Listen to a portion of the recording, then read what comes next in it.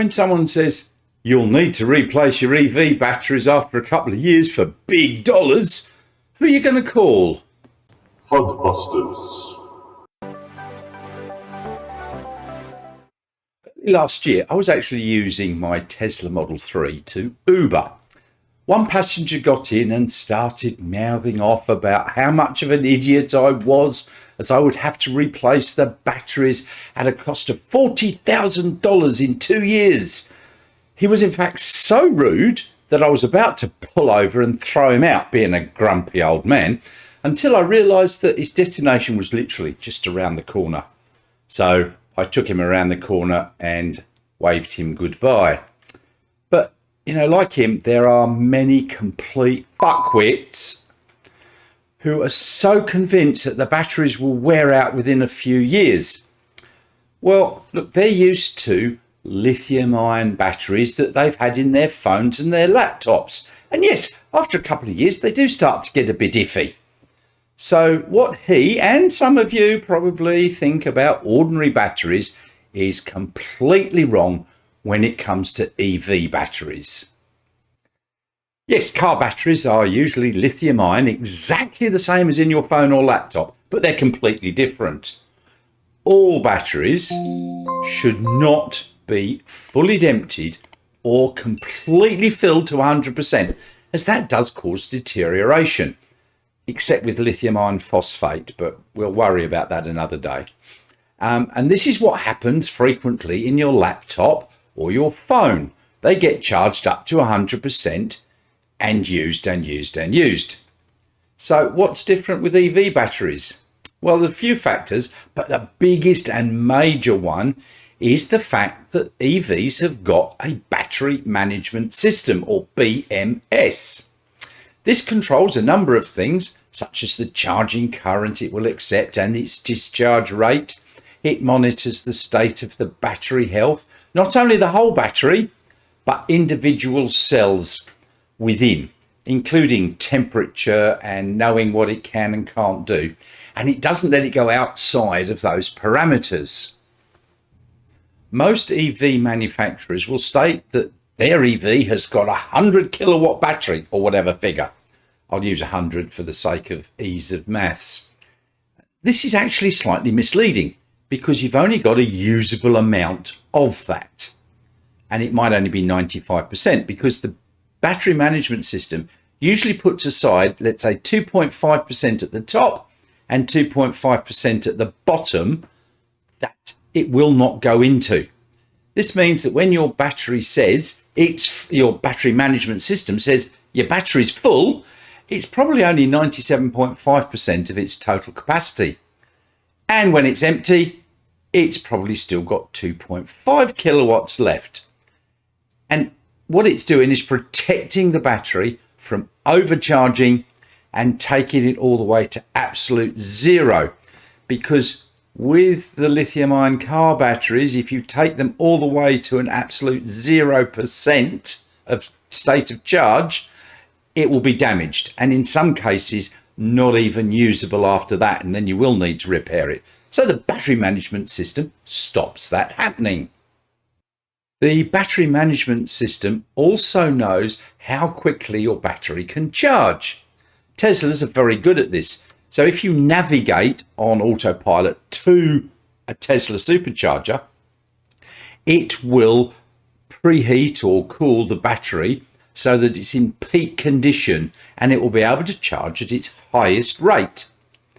And another thing that's very important with batteries and EVs is the thermal management system, which is part of the battery management system. So keeping the battery at the optimum temperature, especially for charging, as already intimated, will ensure a longer battery life. Early Nissan Leafs and even the current ones have nothing in the way of proper thermal management. And this is obvious when you look at the degradation of their batteries. If you compare the rate of degradation of Leafs with the same aged Model S from Tesla, you'll find that the Tesla Model S battery degrades much slower. I know several people with earlier Teslas, Model X's and Model S's, who've done over 250,000 kilometers, and the batteries have not really degraded beyond the 90%, even 95% level from original. Another thing that can affect your battery life is the amount of DC fast charging, or DCFC, that you do. And in this graph, you can see that the more DCFC that you do, the battery will wear slightly worse over time, but it's not a huge difference. Personally, I've very rarely used DC fast charging. Mine's done mostly on AC at AC chargers or at home. So how long is your battery really going to last? It's not the easiest question to answer. As you've seen, there are many factors affecting battery life, but just about all batteries that have got a good battery management system with good thermal management will outlast the car. This is why the battery warranty given by manufacturers is usually 8 years or 160,000 kilometers or 100,000 miles. They're not complete idiots. They wouldn't do that if they didn't think it was going to last. It's not like an internal combustion engine vehicle. That will keep going until the component fails. Then it may or may not be repairable. EV batteries gradually degrade. So when you first get your EV, it will have a range that it can travel. There's an early drop-off in the first year or so, and it's only a few percent.